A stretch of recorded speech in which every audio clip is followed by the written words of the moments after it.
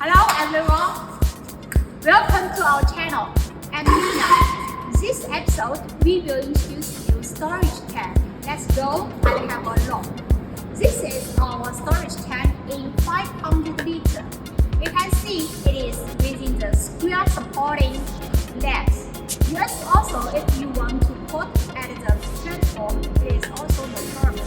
We just this is custom sized by the requirements. You can see here, this is the supporting nut, also made in stainless steel.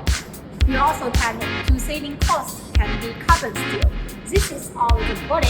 Body can be stainless steel 304 or 316.